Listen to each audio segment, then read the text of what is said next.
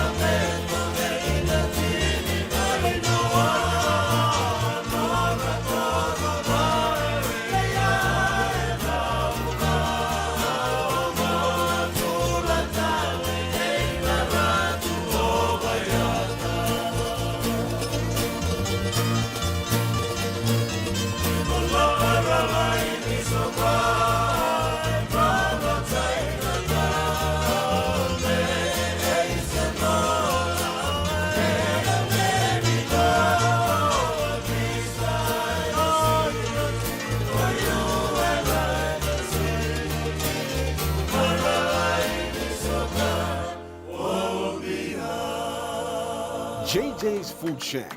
E tiku kedi kina na kakana boka biti me bakana kokonda. Lobo benga ni ngai kani doitu na bundi na dalo se tapioca. Na kakana boka malangi me bakana steak baka eloka kena coleslaw. Wee! Na kari toa sa wadha badina na keni kana. Kay tiku talangana nono to specials and lomo ni madawa. Dau tamba na Facebook. Na doi ni tiwa ya na bani mandrai pai kena bungatale. Go na JJ's Food Shack. Viu Valley mo Billy Jean Street, Santa Rosa, California. Karo talaga nito dili mo yang may Santa Rosa, may yato sarani kinavato. Giritirito sana kina Vitu Saiba Vitu Tolo Vio Tolo Dundu Limono. JJ's Food Shack, Santa Rosa, California.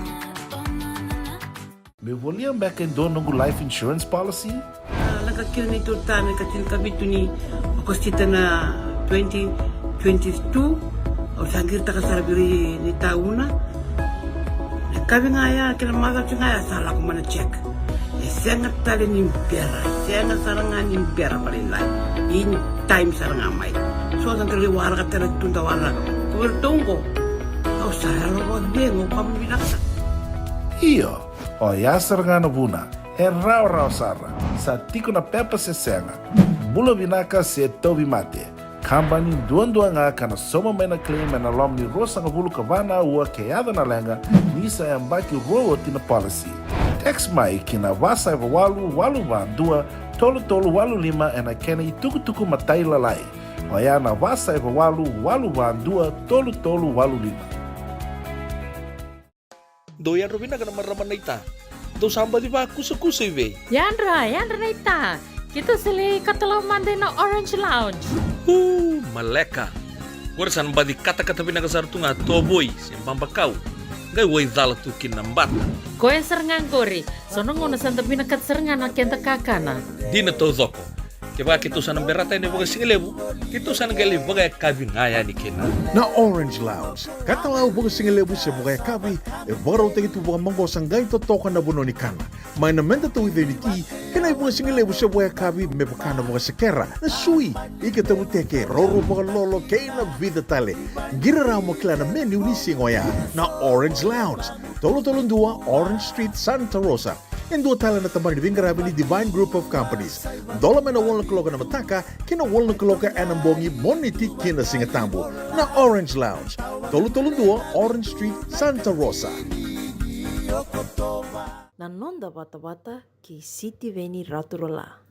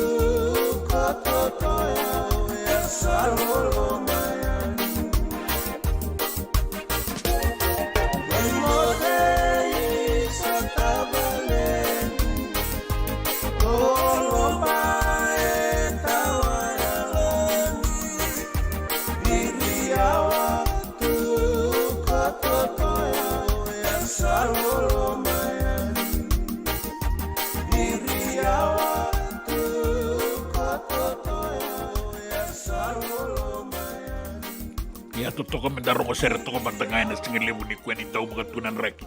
Mai viti di la kata-kata toka ngona singa. Dana ngai rongo dana tuku ni reki mai nonda. Na dua na ngauna leka mai ngo tini karua na kaloko na nonda ngauna viti na ngauna San Francisco. Sa vo toka ngoe walu na miniti me 5 na kaloko totolo sarana na Andreo Malolo ike. Malolo talanga tiko ike San Francisco.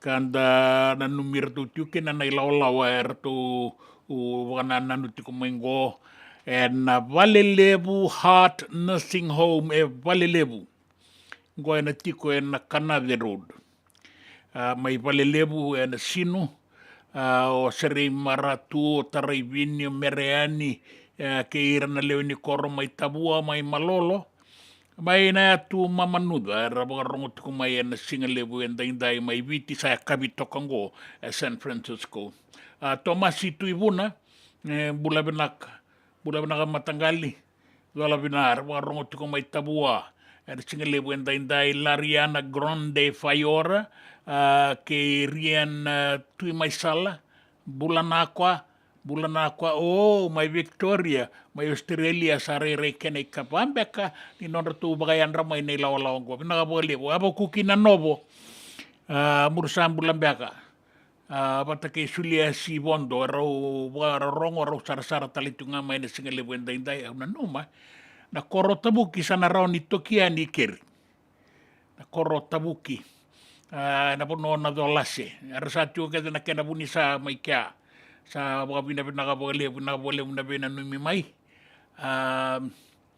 rotuna tiko ningori ki nei lawa ni marai kai suba taradingina dola rotuna bona numi taletunga na koro ni basu botua mai mba vertonga na nongo matabu vale tambua rua ke ina molimbale bukan bimbi buana nongo matangali au basu turanga kina na matangali onandua sanjina do saba kere mai bagai busa ato toka ngoni ngomundo welu beni tolon le mandurara na solon musuni wele bukan banga antara koto wai batana sa sauna tabele sulango me tobele tabeni bangien rekaundre sabaira korlase duan ruka rongo tiko ani go mai tabe uni ravere keiviti adola bina mena beili viana ngoro siteri ngoro lendua ngauna bor tongor to sa sema bukan dua sarti ko ngamai and radio bulan dua bata San Francisco baleta ni kau tikenda bata mai lendua ngauna bo in bula binaka warong stela tali tungani go embereke to sa buka bina ka libut ko mai olitia tandulala na nobu mereani na nobu lolo mai wamuru mea wani u dhimba. Sanjina, o tuwau sa via dhimba e na singalevu en daindai, e te wakarongo tiko me te warakana i tukutuku e na nonda vanua na vea sai vura, levu tukana i tukutuku ni kita kesa sini rao na tini kalima, e anda reida mandanang gito leo abitu mbaleta ni tiko vikanda tona metali koule rua. To sangong no ti mai chambe ni vura, e nang gito leo abitu. Da sa reida toko na kenan duindui, na tini kalima ke na bitu, e da sa boga vina kataleti ko ngakina. Meragai bota i taleti ko ngakina na henimbua o Becky nani se Vukea Silvia ke inge tara toto kana bingwara bie bina balebun je na binumi ko tama kengo ngana hinga lebu ni kwa bina balebu sar dua bata tiko mai kena radio bulan dua bata e San Francisco en singa lebu en dai na nonda bata ke yau.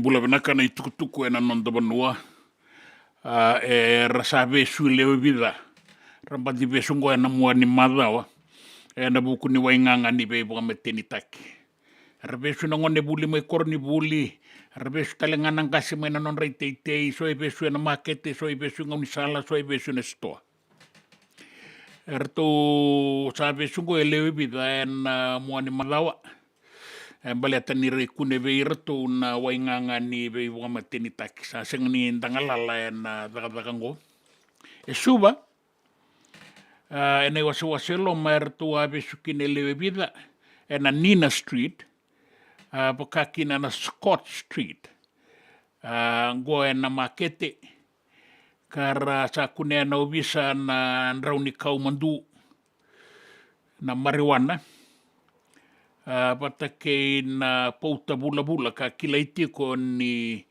ice and methamphetamine ka ratu besu kinele vai ndo emba kitini kawalu ndo emba ki rosanga bulu ndo emba ki tolu sanga bulu kapitu ndo emba ki tolu sanga bulu kadiwa tundo nu saranga nam bulan ni bagai ngata kingele kena teite en ebe bonu taleso e dua na turanga emba ki lima sanga bulu kandua e a tombo wa na marijuana ni kautaboli batake na andrau ni kaumandu kene yolo tombo bata e rau leo rua e rau besu menandono mai lami e na buku talenga ni wainganga ni vei meteni taki ke na cocaine e kune vei rau dua emba ki tolu sanga bulu kapitu e kune mai tadi rua emba ki tolu sanga bulu kapitu e kune mai tadi rua kasa besu tiko e na ngaurangome lei wangangai e na buku ni wainganga e kune bua e tiko bua e ruanan rau na i olo wainganga ni vei meteni taki adone wili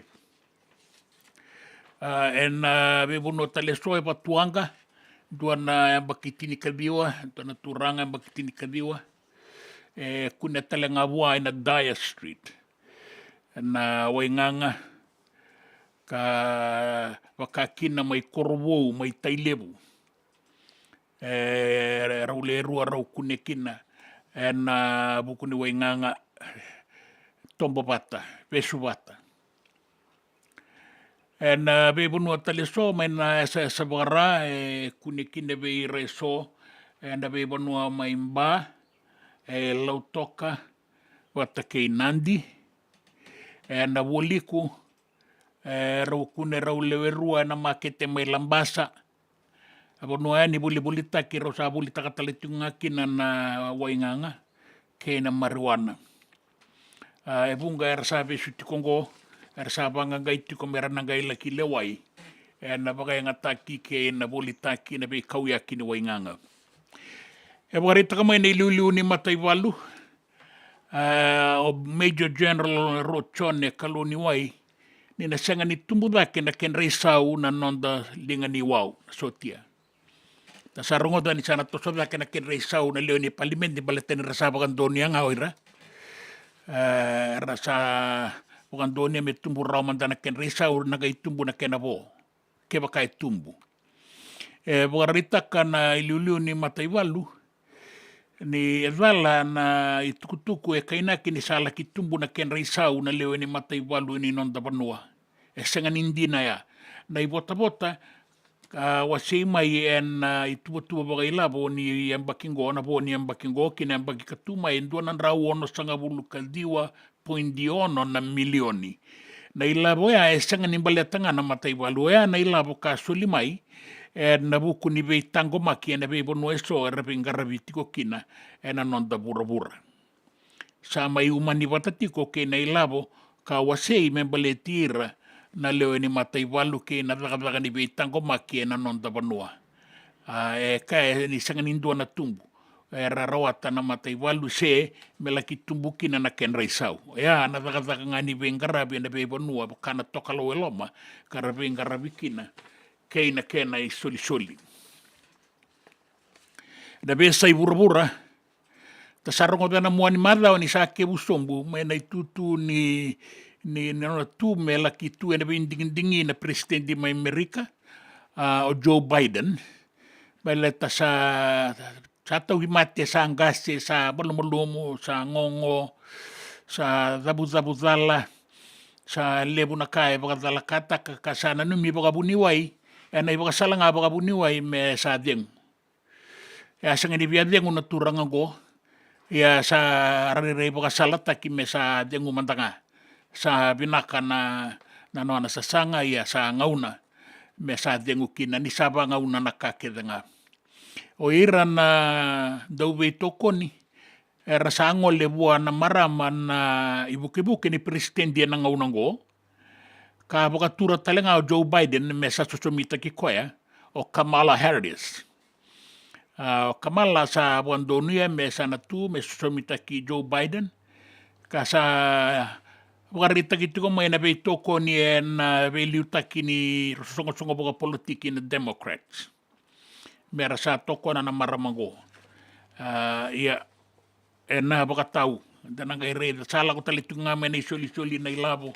Era solia may me toko ni kina namaramango. Kinang gito. O Jerry Tuwai, kaina kanya sa sangatakatiko nga may, kasi nga di baka titinggata ka na narawan ni durutale, na yung bakingo, kina timile abitu ni biti me palataka na ikatolo ni nona metalikola.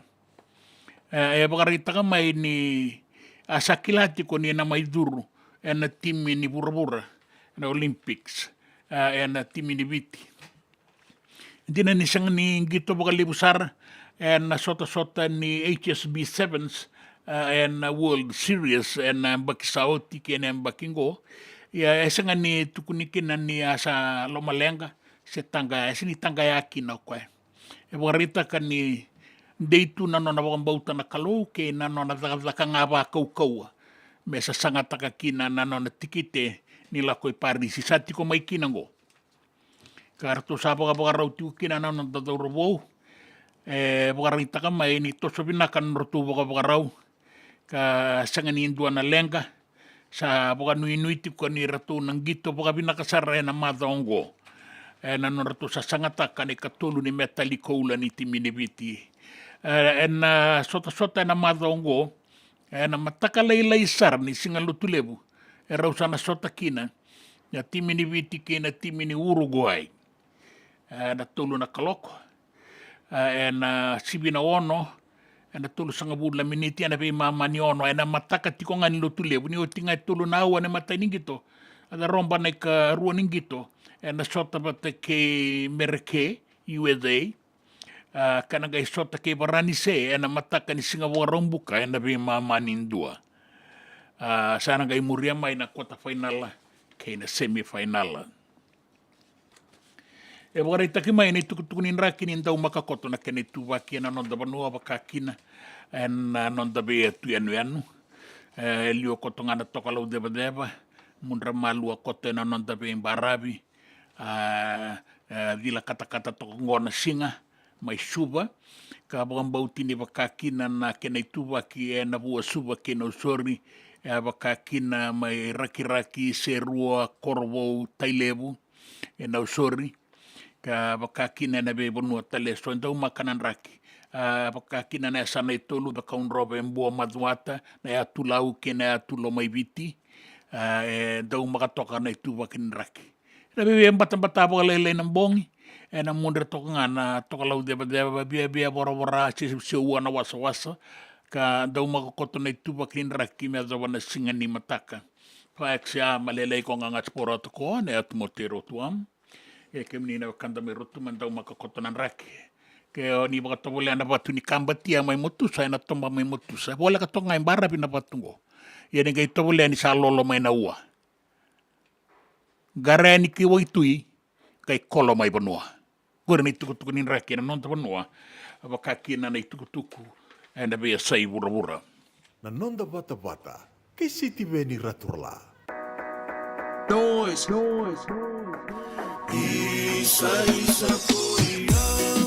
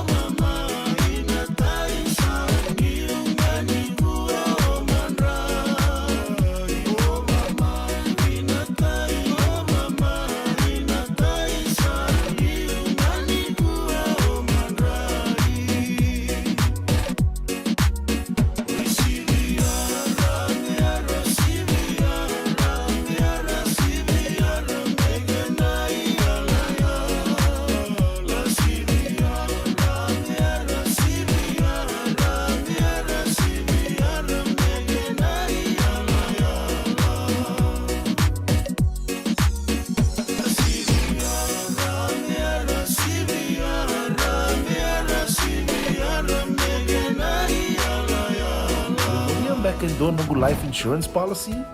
Nakakira ni turtame katil kabitu ni okostita na 2022 o sangir takasarabiri ni tauna. Kami ngaya kila maga ngaya salah ko mana check. Sangat tali ni biara, sangat sarangan ni biara paling lain. In time sarangan mai. So ang kaliwara ka tala tunda wala. Kuwertongko. Kau sahalo ko dengo kamu binaksa. Iyo, o yasar nga buna, e rau sara, sa tiko na pepa se senga, bula binaka se tobi mate, kambani duan nga kana soma mena claim na lom ni rosa nga bulu kavana ua keada na lenga, nisa e ambaki roa tina policy. Text mai kina wasa eva walu van dua, tolu walu lima e na kena i tuku matai lalai, o ya na wasa eva walu van dua, tolu walu lima. Doyan Robina kana maraman na ita. Do samba di ba kusa iwe. Yandra na ita. Kita sili katalaw mande na Orange Lounge. Maleka. Kursan ba di kata-kata pinagasartunga toboy simpang bakau. Gai wai dala tu kinambat. Koe serengan gori. Sono ngono santa pinakat serengan na kenta kakana. Dina to zoko. Keba kita sana berata ini bagai singelebu. Kita sana gali bagai kabi ngaya ni kena. Na Orange Lounge, katalaw buong singalebu siya buong kabi, e baraw tayo ito buong manggo sanggay totokan na buno ni Kana. May namenda to with unity, kanay buong singalebu siya buong kabi, may bakana buong sekera, na sui, ikatabuteke, roro buong lolo, kay na vida tale. Giraraw mo kila na menu ni Singoya, na Orange Lounge, tolo-tolong dua, Orange Street, Santa Rosa. En dua tala na tamang ni Vingarabi ni Divine Group of Companies. Dola may na walang kaloka na mataka, kina walang kaloka anambongi moniti kina singatambo na Orange Lounge. Tolo-tolong dua, Orange Street, Santa Rosa.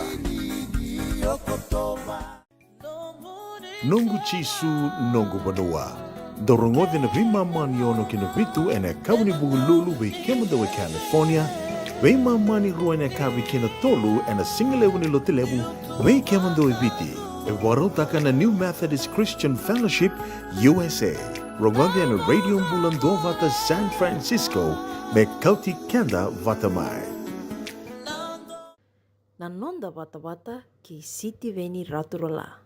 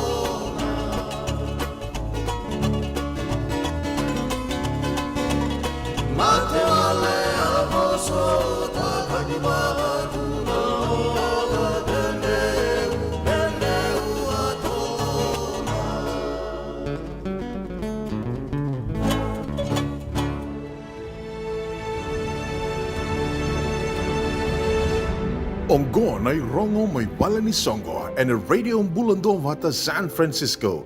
Mekauti kanda vata mai. Na so lebu ni tuwakai koe na nonda wanua na waka na numia na wula o kotowa na Fiji Day rua na undolo rua sanga wulka wa rato na didi wakatiko na turanga na marama ni ono mai kandavu. Sartu le waka edo songo sara ikia na ono Foundation USA na singa waka rombuka ke na waka ronwai se wo tokongo e tolu na wula mendanga ia do vai ni ratu sa waka ritaka ni ratu na tiko kine ne katini kandua kine katini karua ni singa ni wula o kotoba e na mbakingo songo na maki ka laki waka e doritiko e na Sonoma County Fairgrounds mai Santa Rosa California. E wakarai take mai ni apitu nan raunan dola endua na bata-bata endua na bola-bola ni vina kata me endua na nomuni bola-bola kena ngauna vina kangwa ni sebagan dei takarawani na email na nomuni stall me na rawa ni risotabiki na Fiji Day USA na email ngo fijidayusa@yahoo.com fijidayusa@yahoo.com moni bagan de takakina na no moni baga tunoloa me dua ke moni na stall na singa ni songo na nonda wata-wata ke sitiweni raturala.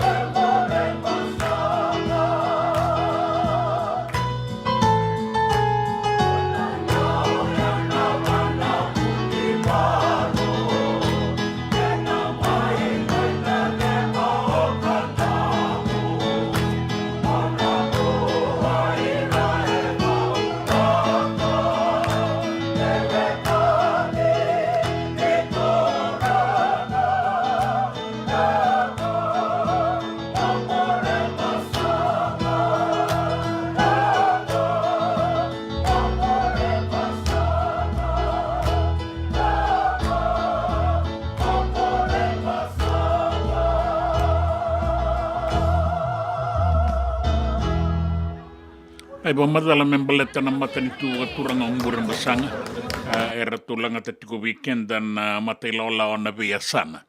Wang bauta ni mata sera mai lo toka kana kilabe na gatiko o ngasini buli Elias Barabilala. Na bagale bunda sa matiko mai na sitini suka mai lo toka so era taka tiungo era tutukun era tu sasama gitonga na sani kele ni wanga and a fisheries mai lo toka. Na bagale bunda sa matiko mai na singa lebu endai na kautiken da tiko ani sabe biang ona talitungan di baka singa lebu evitingo.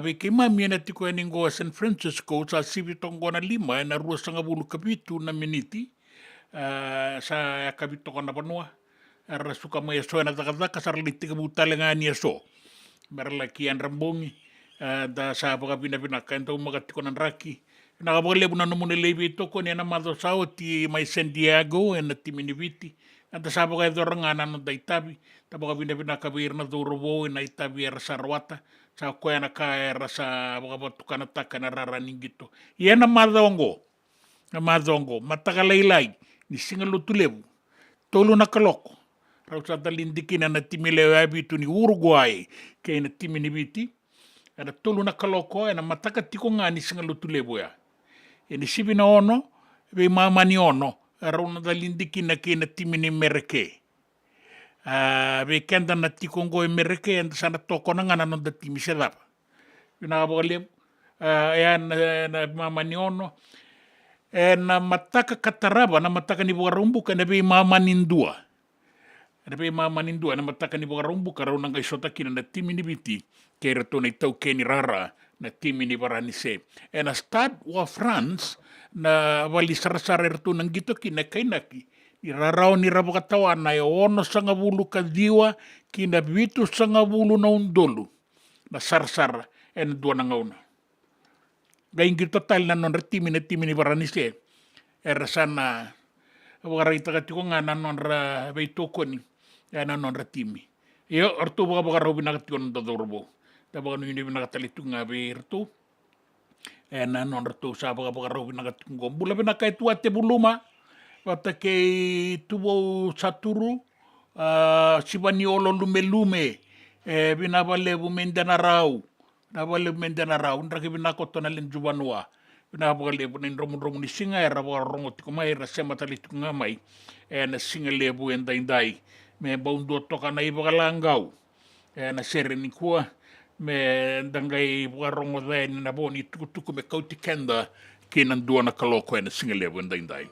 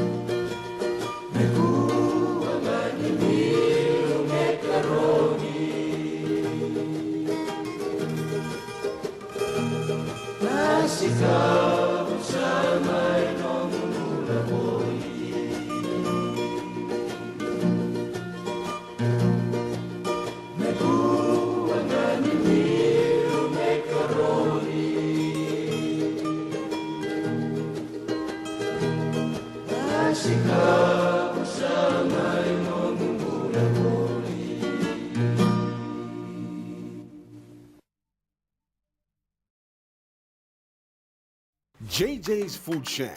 E tiku kena na kakana boga biti me bakana kokonda. Lobo benga ni ngai kani doitu na bundi na ndalo se tabioka. Na kakana boga malangi me bakana steak baka elo kena coleslaw. Wee! Na kari toa sa wadha badina na kani kana. Kay tiku talangana no to specials and lomo ni madawa. Dau tamba na Facebook. Na doi ni tiwa ya na bani mandrai pai kay na bunga tale. Gore na JJ's Food Shack. Viu Valley mo Billy Jean Street, Santa Rosa, California. Pero talagang rito dili mo yang may Santa Rosa, may ato sarani kinavato. Girit-rito sana kinavitu sa mabitu tolo dio tolo dundo limono. JJ's Food Shack, Santa Rosa, California. Me voliam back in doon ng life insurance policy? Nakakira na ito tayo katil kabitu ni akostita na 2022 o sangir ta kasarabiri ni tauna. Kami ngaya kila maga ngaya salah ko mana check. Sangat tali ni pera, sangat sarangan ni pera palilai. In time sarangan mai. So ang terliwara ka tala tunda wala. Kuwertongko. Au salah lo bengo kami binaksa. Iyo, o yasar nga na buna, e raw sara, sa tiko na pepa se senga, bulo binaka se tobi mate, kambani duan nga kana soma mena claim na lom ni rosa nga bulu kavana ua keada na lenga, nisa e mbaki rowo tina policy. Text mai kina wasa e walu van dua, tolu walu lima e na kena i tuku matai lalai. O ya na wasa e walu van dua, tolu walu lima. Doyan Robina ka naman raman na ita. Do samba di ba kusa-kusa iwe? Yanra na ita. Kita sili katalaw mande na Orange Lounge. Maleka. Gurasan ba di kata-kata pinakasar tu nga toboy, siyang pambakaw. Ngay way dala tu kinambat. Koe serengan gori, sono ngono santa binakat serengan na kenta kakana. Di na to zoko.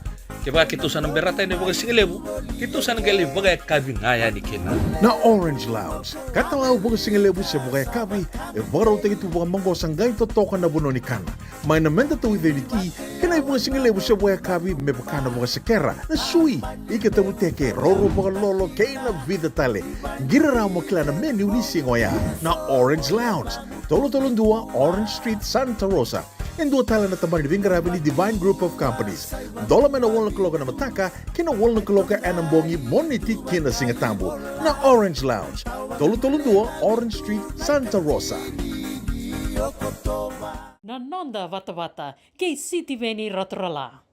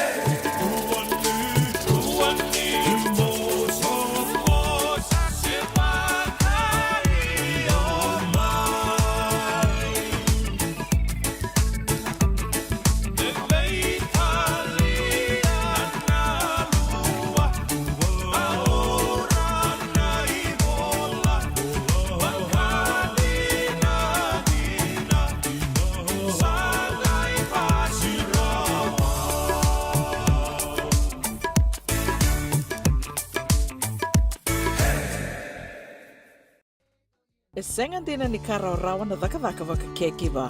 Ia endona ka enda wipu ke kawaka mamanta taka tuna bengaravi o ia ke tuna kenda to kakana. Na ika, na dalo, na bisikete, na reo bata, na sunbells e tinimbulu makau. O kenda tona senga tiko ni driver se senga ni waka motoka kandau Dren na tutu beto seaki, erto satu wakarau na Divine Pacific Food Mart mai Sacramento, merto talaveani na nomni boli-boli. Rawa sara, we tartarngayani na taliboni diwa 21 toluva diwa ono saivarua, merto wakarotaka katalada mai na nomni boli-boli, ena kenangona totolo tua. Divine Pacific Food Mart, Viturua Diwawalu Franklin Boulevard, Sacramento, California. Namba di telefoni V121 toluva V1 saivarua.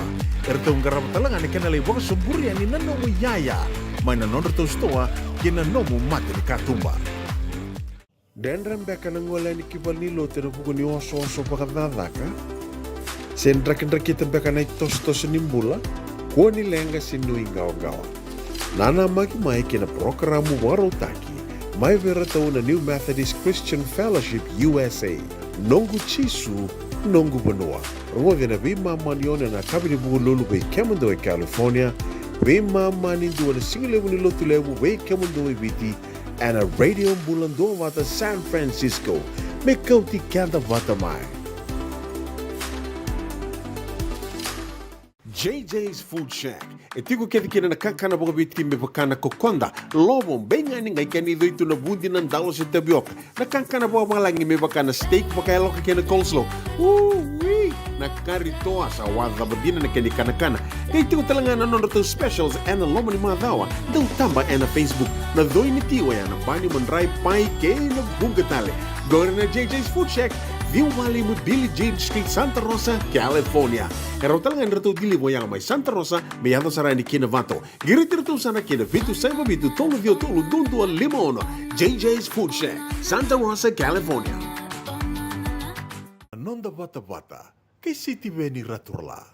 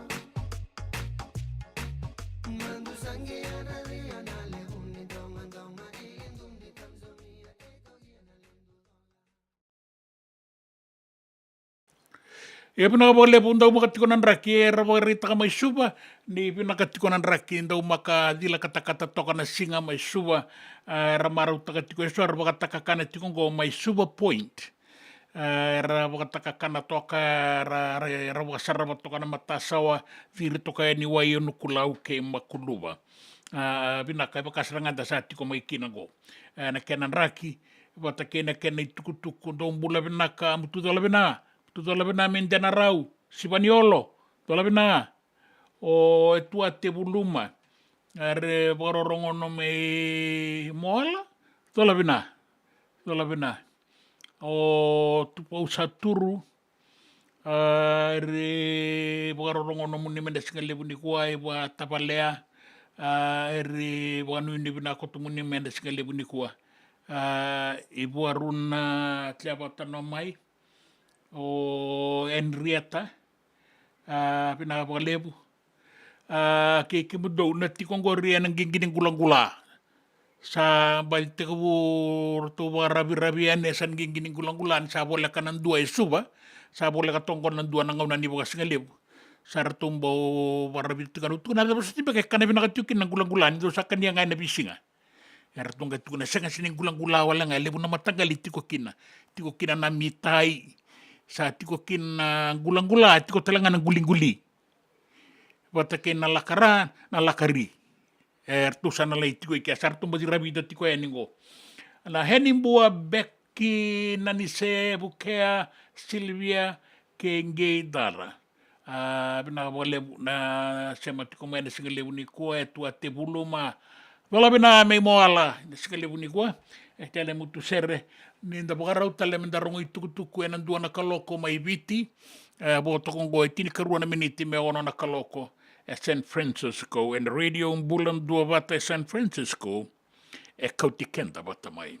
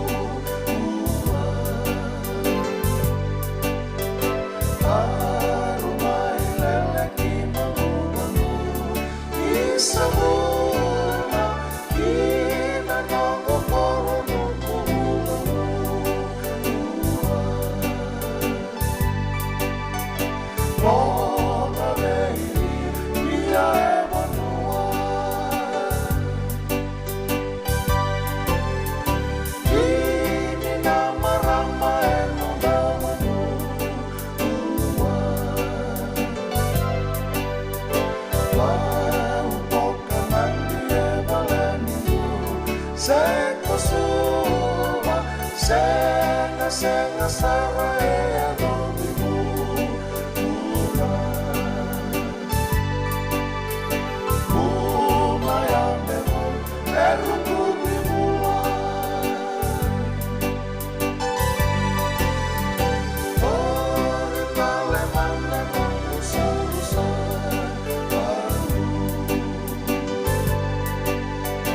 Bema meulamu Erukumi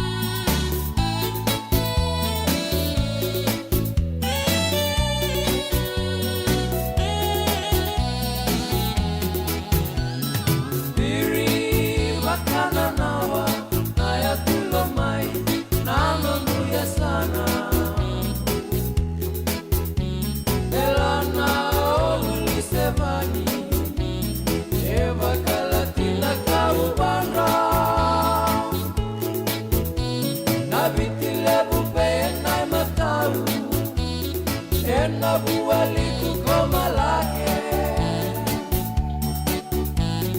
nuku bulanga boli arumai ambetatale nomo emasiveya nananuira Otela namokusinga etambekea Otela nawanana aitaikoya Ei siri yake tunawanga Kena bei mama Otela nawanana aitaikoya Ei siri yake tunawanga Kena bei mama Ia be siria ki tuna wanga na be mama. Gona kenan raki. Ke baka menda toka mai buni TV se baka muringa uni sala sombiani na Kings Road. Di bole kasara mai bara bi na pono rato wa magala takatungo na bongani ndala indoki. Bole ka kina koro ona koro kula. Bara bi binaka bara bi tomba binakasar. Anda rongo da toka na kena ibo malala na single lebu ni kua. Ni bula binaka na kanta ni bua rongo tiko mai moala, mai nandi, dola bina e tuate, buluma, na ba lebu na bua rongo no meni kua. Sa dola bina na bua lebu. Oroto na kanda rato bua rongo tikungo, na single lebu indai.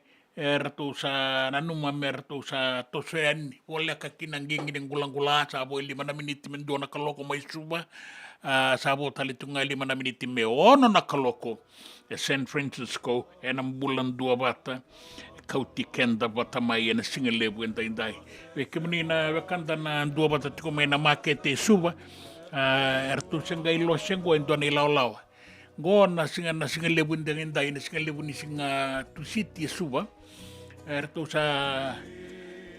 may sota nga baka biwakan nga nanu amendo na isip-sip. Anjin. Ya sada katunga baka singalibu santa umak. Totokan besi di baka tangi-tangi binaka rungu-rungu binaka toka na tamba paletake. Ni makete lebu suba. Dua na serme na kauti kenda yani kina ngau na nirong itukutuku nan dua na kaloko. Nanda panua ke bura-bura na itukutuku ni raki ke na itukutuku ni gito na singalebu indai. Biuko pala umera tongole ina Ebidana yanu maila Sata mekono meraidi kete Beise manikau Nonra taula kauna numa koia Uni sama dala oti meka mai obalau Ekilai rawa kaniru itebu nonra togi bakarau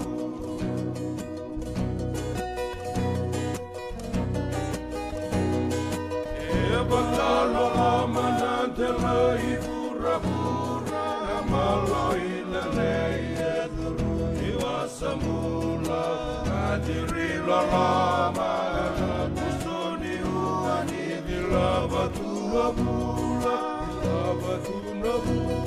sili sebu amba mana rua roma maina sere maina dreke namba tua sereni waka mai lebu kasa lituni kuwa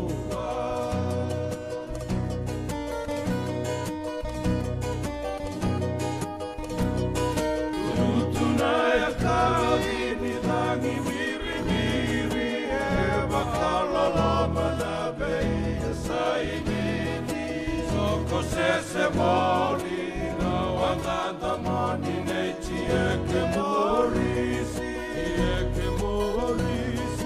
ana dala beka na wani marini mai bokodi ya na siti bikiti mai bolani soko ni no zawasa tani na kolonio bici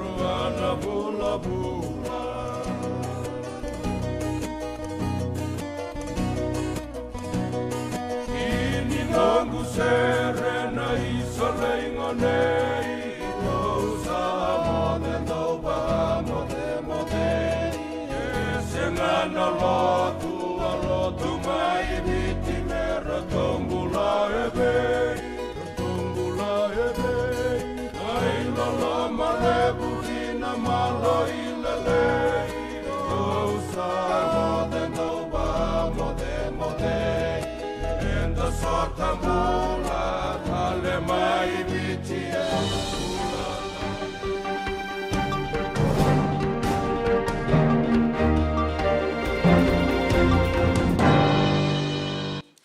Sambula vinaga nei tukutuku ena nonda vanua. Ratou besu ele vida ena moani marau e be rombo tibiti saranga. Na ratou vivanganga ina ovisa. Rakune so ni ra be kauia kabuli na wainganga na kena be matangali na ngan gase na ngone na turanga na marama. Be bonua so era tombo ni ra kautatiko. Na wainganga ni be bonga mateni taki ena iwase loma. Suba kina be bonua bole kata era tu tombo kina era tu lewe ba undua toka na tau robo yang bakiti ni kawalu dua rua sanga bulu dua tulu sanga bulu kabitu dua yang bakiti tulu sanga bulu kadiwa era tu tombo ni era tu wa kautabuli na wainganga kabakana pouta bula na methamphetamine sena ice era tu besukina na lewe ba mai na be bonua tale so na be sanga tai suba dua na turanga yang baki 5 sanga bulu kandua be su talenga sanga walanga ni kauta tiko nan rauni mariwana kauta saranga na tambana rua tale rau kune mai nan donu mai lami rau be su mai tiko be rau na methamphetamine bata ke na cocaine dua yang baki tulu sanga bulu kabitu abe sumai na nona iteite ina na bitavio kama itadirua sa kauki na steseni ni obisa mela ipanga ngai kina na buku ni marijuana batuanga e bakakina so ebe sumai kina so rabe su sarama na makete mai lambasa na buku ni marijuana kena wainganga era kautaboli era sa kau ke tikungo ene stese ni merla ki le waikina mai na sa sabugara ke bitilebu na be bonua bole katira kiraki omba o nandi ke lotok era sa kunekina eso ena marijuana sa gongo ira na tombo o era tombo tiko era rendo na kene wasile wera sanga ni tombo era vila ko yaki bolinga ena kenta maliwa Bakarita ka na iliulu ni mataiwalu ni na sanga ni tumbu na kenre sau na sotia. Bakalewa itiko mai na lebu ni labo botai kina mataiwalu ndo nan rau ono sanga wulu kadiwa $2.5 milioni nan dola.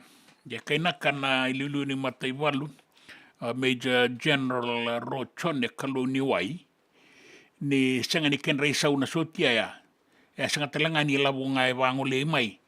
En matanitu membaleta na mataiwalu. En dua na ibota-bota lako tiko mai membaleta na non rabenga rabia na tiko be sautu taki na be sai bura-bura. Sangay mai umani bata me wili bata kay nandua nan rawono sanga buluka $2.1 milioni. Ke baka na tumbu na kenre sau nandau bagay dori me baka na kene bugarau na bugan dindike mendike virao na ibugarau ni non radaka kena kenre sau na ngai tumbu ke baka na numi me baka kina.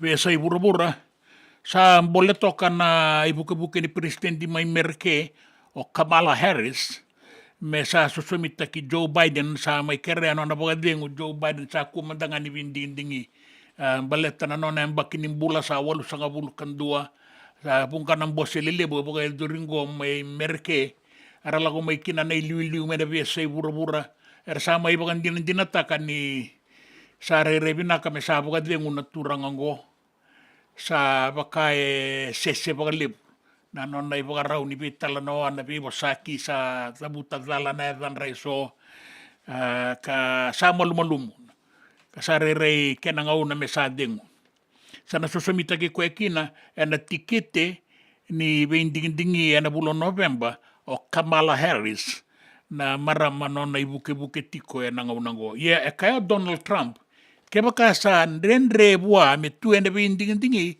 ia sana nrenre talenga bua me be liutaki. Me liutaka tiko na matani tu Amerike. Kinangito e kaya o Jerry Tuai, o koe a sana ana makimaka o tiko mai e nei lako. Sa baka rau talenga mai kinandina ni talata I so nangito. Na vei vonua tale soera tuangito kina na sota ni AHB Sevens ke na World Series ia asaba ka rautiko mai koe me sanangito ngo na mazongo Jerry Tuai me sangane katolo ni metali ni viti e katolo talengani no na metali me na sasangatak me baleta na nonda bono erto nangito tiko na mataka da sarni singalu tulipo na nonda ngau na viti na nonda dorbo mai Parisi mai Varani se erto sana sanga ni tiko na tayambe bata ke na songo ni ndola ni Olympics na mazongo e bakasa mabina katoka na ndola ni Olympics na la induritu ke na mebida na awa na rara karana bogarita ki buki talenga na numa o se kulini sa umerto saka kunila kombaleta na singa bata erto nangito kina kasana numa me saka ku ni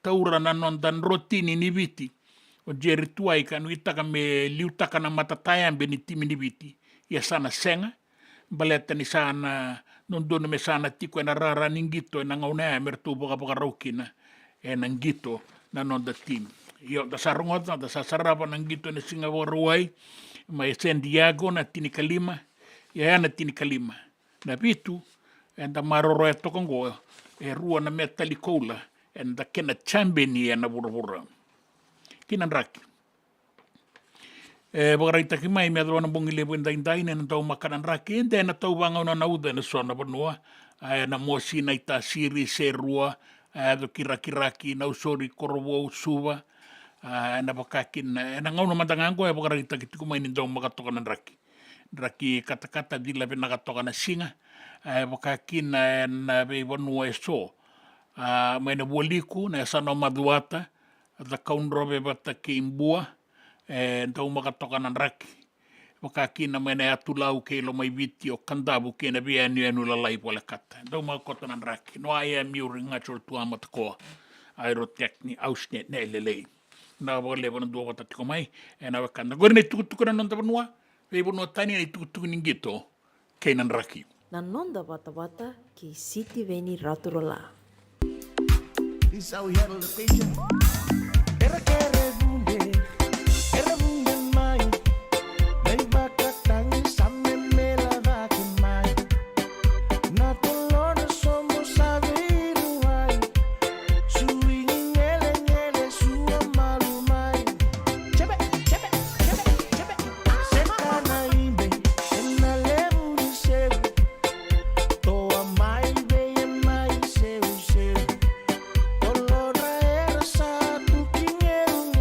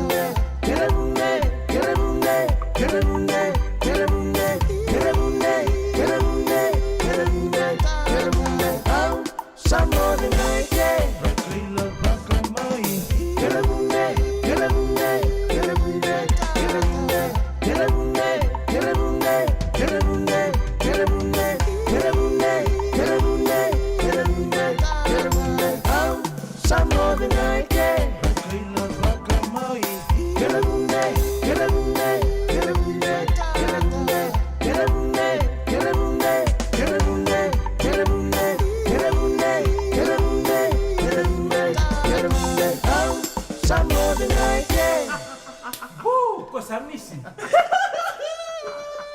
Rosota, game malaka.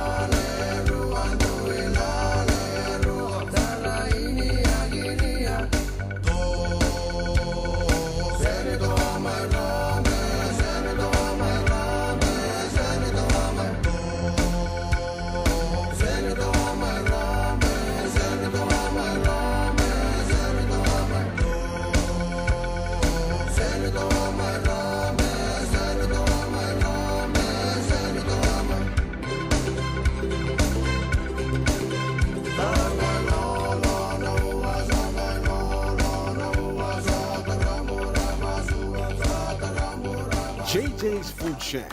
E tiku kevi kina na kakana boka biti me bakana kokonda. Lobo benga ni ngai kani do itu na bundi na ndalo se tabioka. Na kakana boka malangi me bakana steak baka eloka kena coleslaw.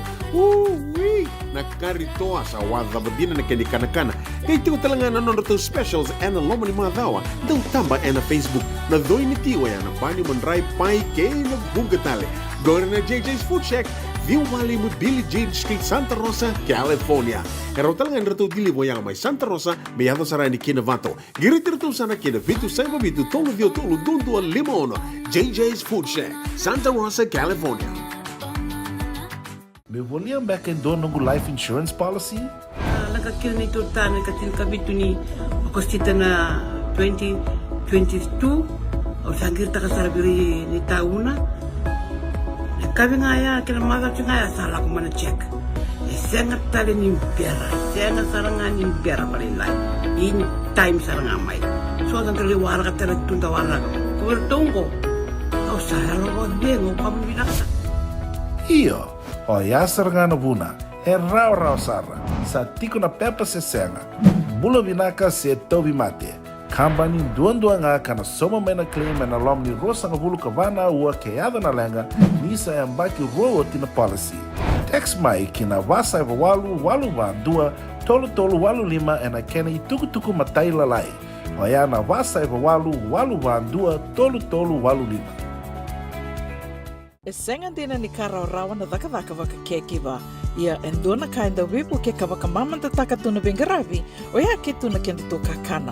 Leika na dalo na bisikete na reo bata na sunbells e tinimbulu makau. O kenda to na senga tiku nindraiva, se senga ni waka motoka kandau dren na tutu beto seaki, erto satu wakarau na Divine Pacific Food Mart mai Sacramento, merto taladeani na nung ni boli. Rawa sara.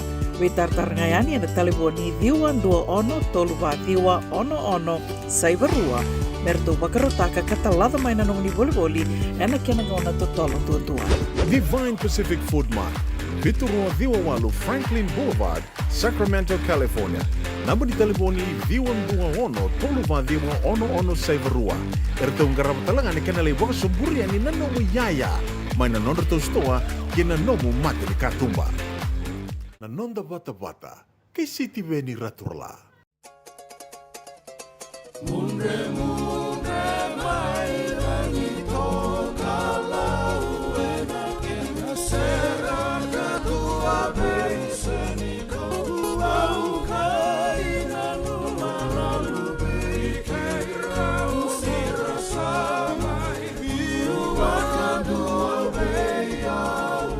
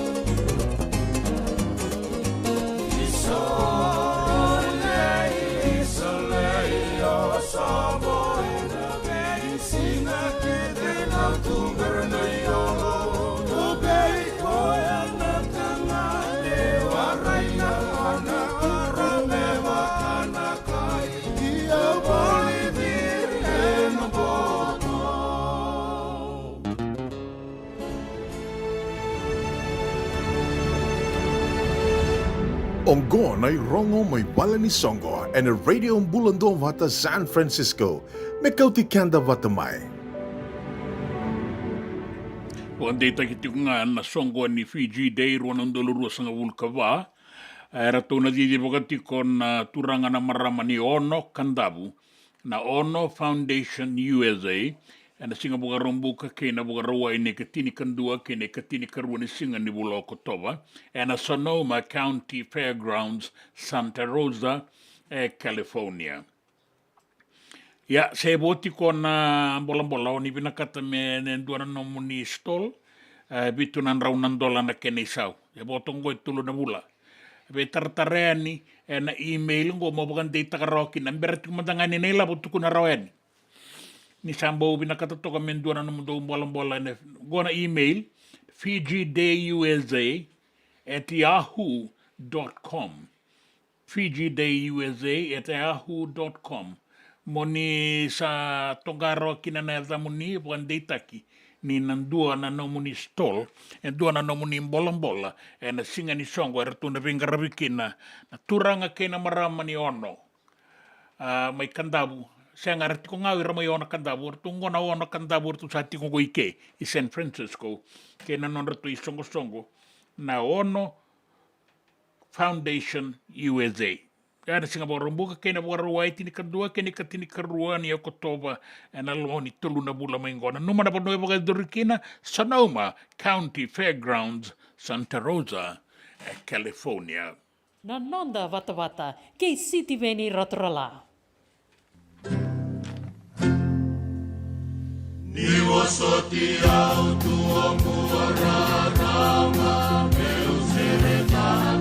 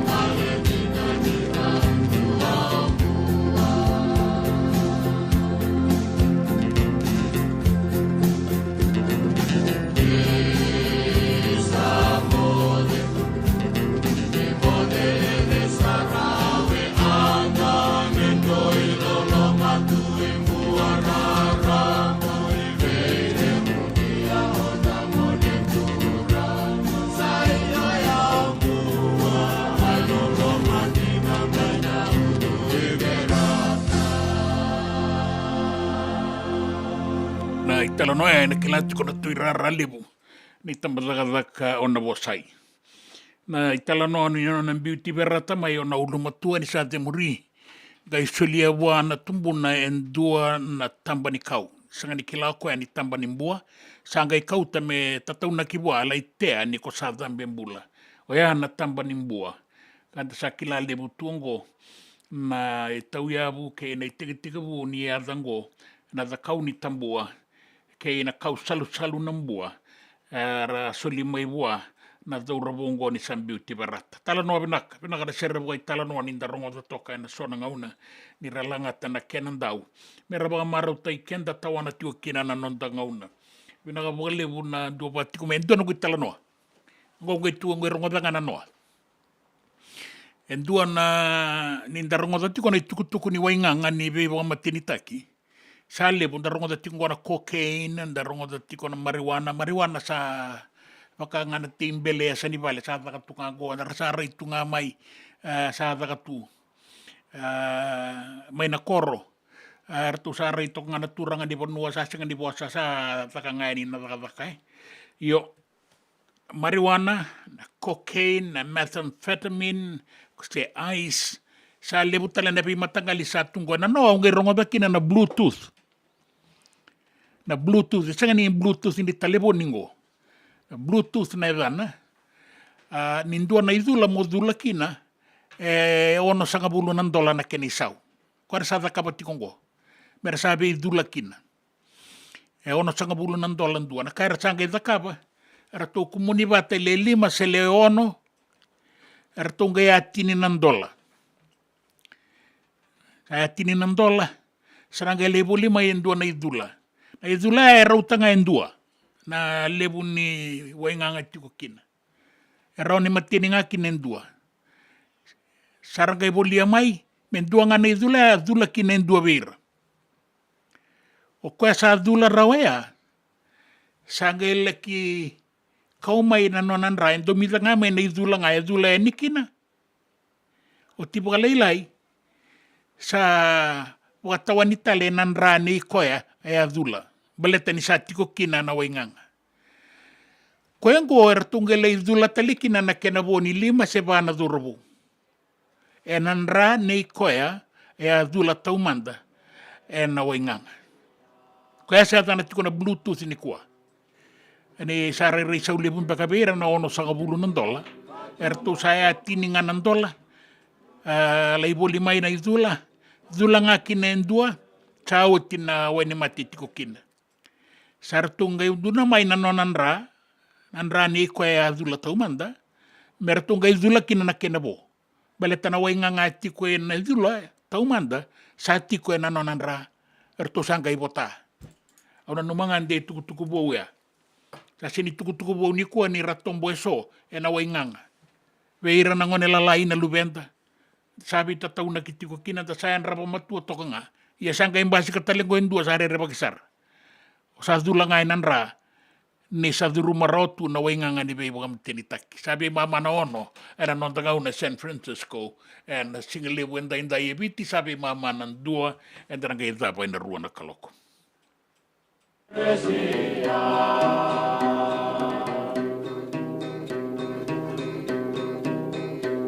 Sandona vale bou sa serna que na bou ona merecia Dona merecia, Dona merecia.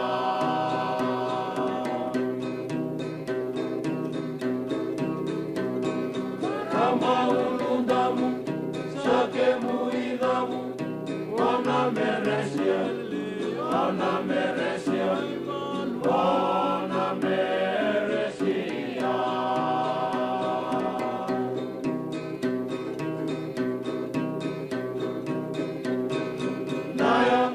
Soko, modelo tukoto, ona merecia, ona merecia, ona merecia.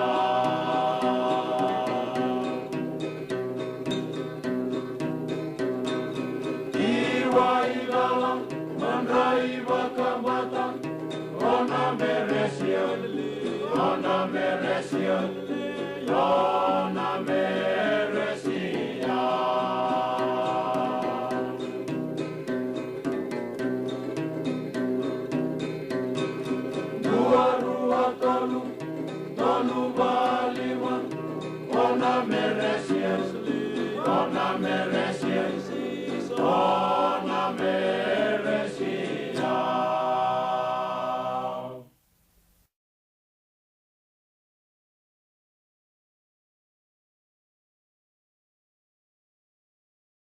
E senga dina ni kara rawa na daka waka keki wa. Ia endona ka enda wipu ke ka waka mamanta taka tuna bengaravi o ia ke tuna kenda to kakana. Na ika, na dalo, na bisikete, na reo bata, na sunbells e tinimbulu makau. O kenda to na senga tiko ni driver se senga ni waka motoka katau dren na to beto seaki.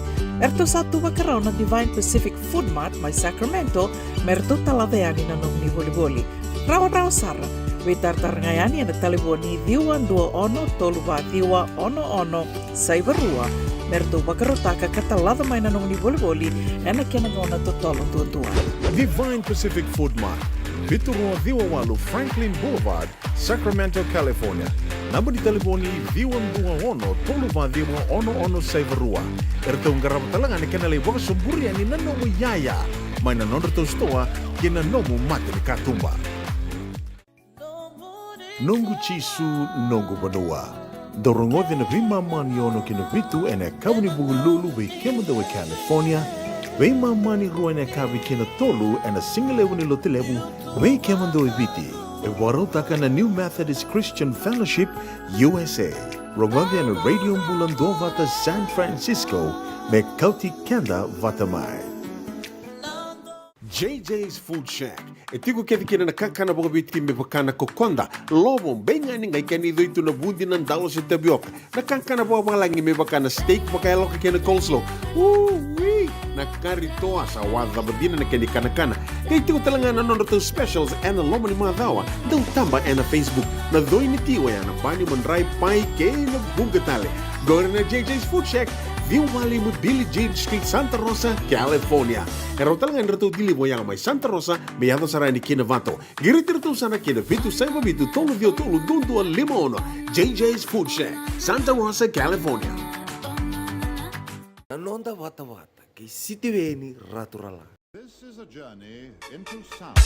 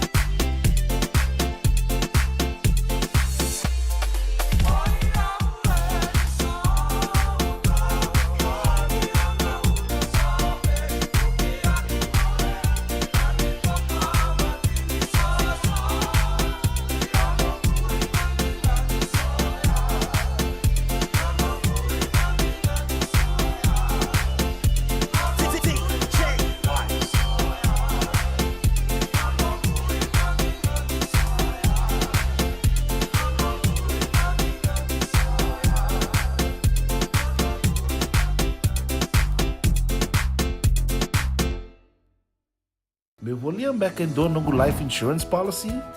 Laka kira ni turtame katil kabitu ni okostita na 2022 o sangir takasarabiri ni tauna. Kabi ngaya kila maga ngaya salah ko mana check. Sengat tali ni biara, sengat sarangan ni biara paling lain. In time sarangan mai. So ang kali wala ka tala tunda wala. Kubertungko. Au sarang ko dengo kamu binasa. Iyo, o yasar nga na buna, rau sara, sa tiko na pepa se senga, bulo binaka se tobi mate, kambani duan nga kana soma may na claim na lom ni rosa nga bulu kavana ua keada na lenga, nisa yambaki rowo tina policy. Text mai kina wasa walu ba dua, tolu walu lima ena kena ituku matai lalai. O ya na wasa walu ba dua, tolu walu lima. Robina ka naman raman na ita. Ito samba di ba kusa iwe? Yanra ita. Kita sili katalaw mande na Orange Lounge. Maleka. Warasan ba di kata-kata pinakasar tu nga toboy siyang pambakaw. Ngay way dala tu kinambat. Koe serengan kori, sonong ngona santa pinakat serengan na kenta kakana. Di na to zoko. Kaya kita sana berata ini bagai singelebu, kita sana gali bagai kabi ngaya ni kena. Na Orange Lounge, katalau bagai singelebu se bagai kabi, baru tegi tu bagai manggo sanggai to toka na buno ni kana.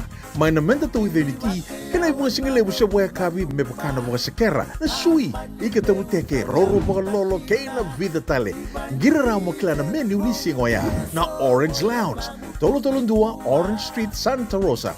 En dua tala na tamari vingarabi ni Divine Group of Companies.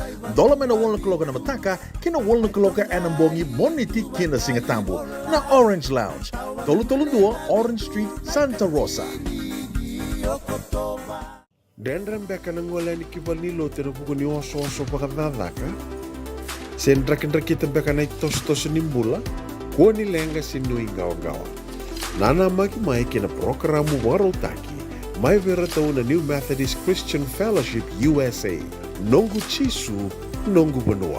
Rongo na bima manione na kabini buku lulu bei kemando e California. Bima mani dua na singilewu ni lotu lewu bei kemando e biti. And a radio bulando wata San Francisco. Me kauti kanda wata mai. Nanonda wata ki sitiweni raturala.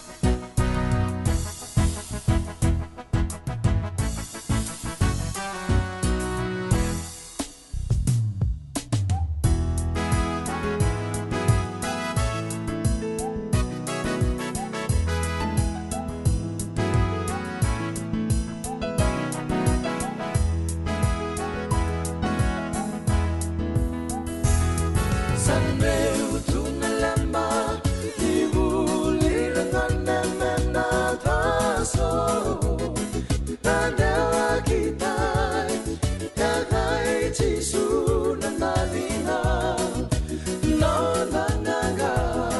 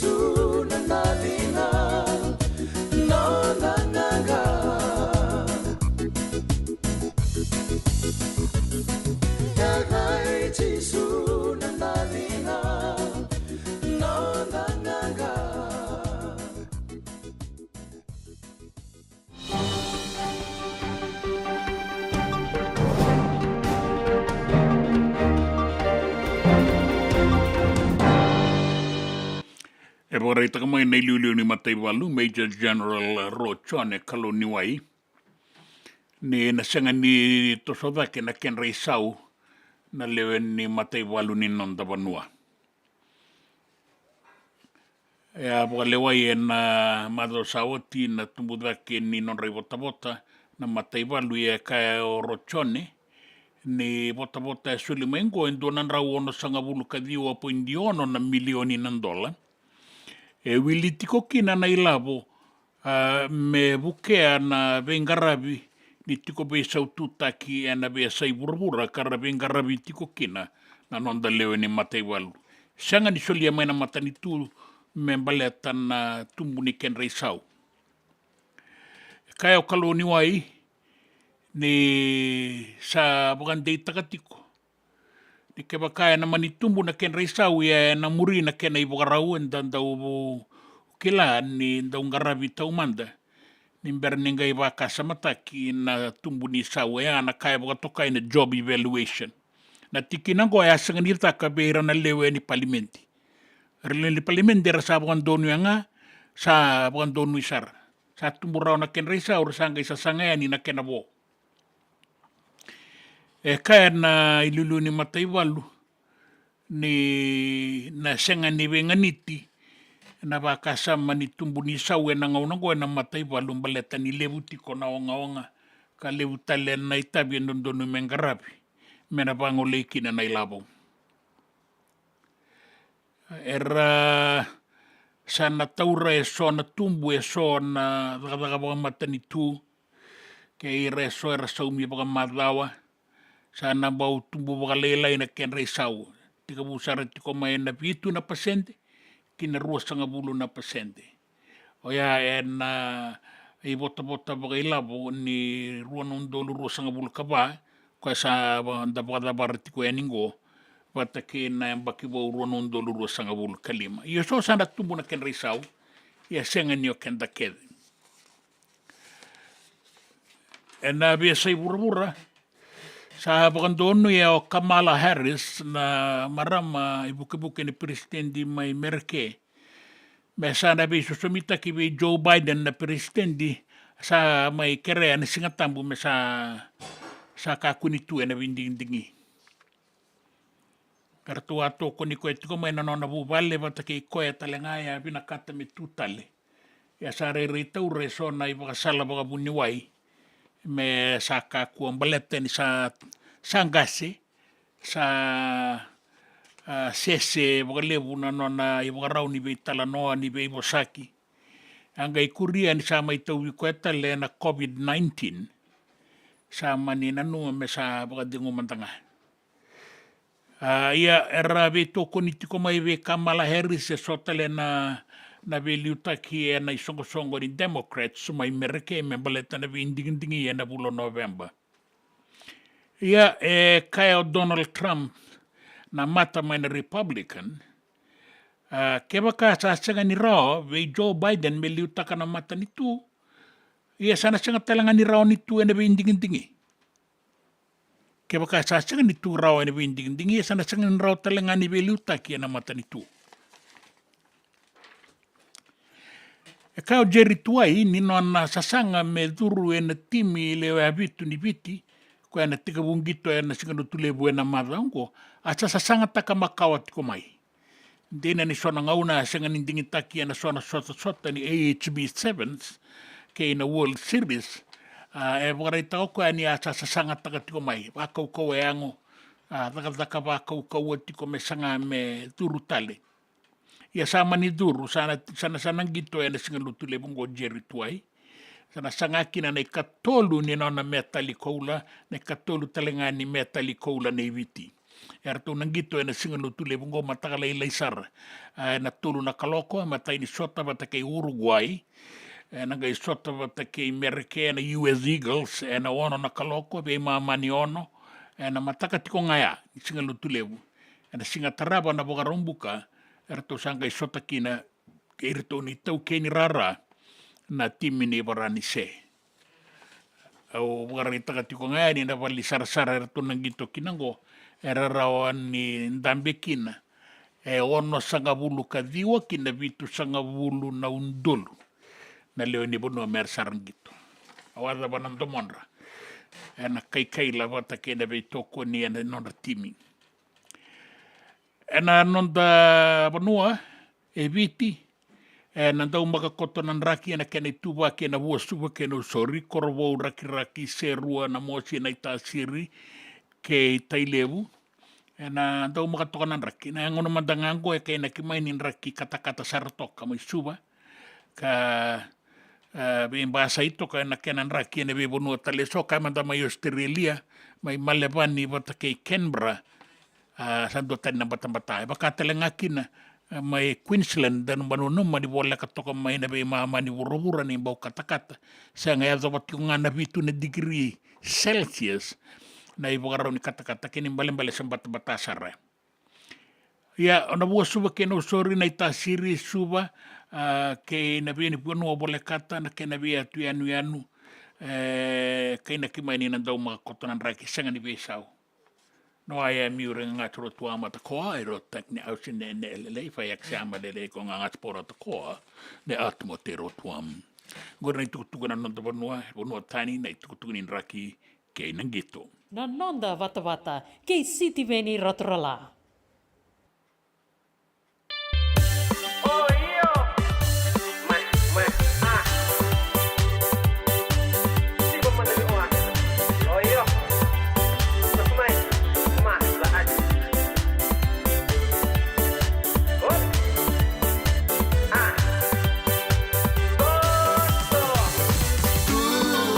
Sabu-sabu, amai mbale otoyani,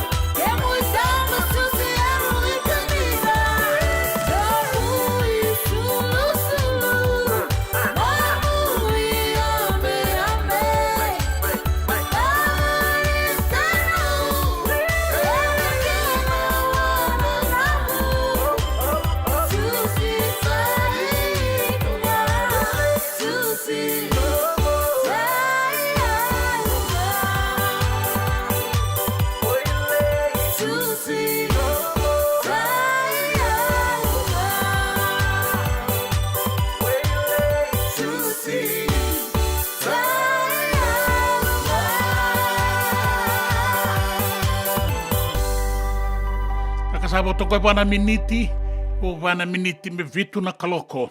Era non da ngau na San Francisco and radio bulan dua wata. Kauti kenda wata mai. And singa lebun daindai ke na non da wata wata e viti, sa bo toko go wana miniti me rua na kaloko. Me daba na non da ngau, sa boka mo deke, ke rau sa loloma ya ni boka lebu be ke moni, boka bo na gula-gula, na guli-guli, na lakari, na lakara, e ke muni na vito sa ke tiko ngoni sala ni, ka ingkangka rauni. Me ndaro ni boka bara boka vinaka ni na madongo, kene tuba-tuba, na sarangi to bula, e na mataka sar ni singa lutu lebu.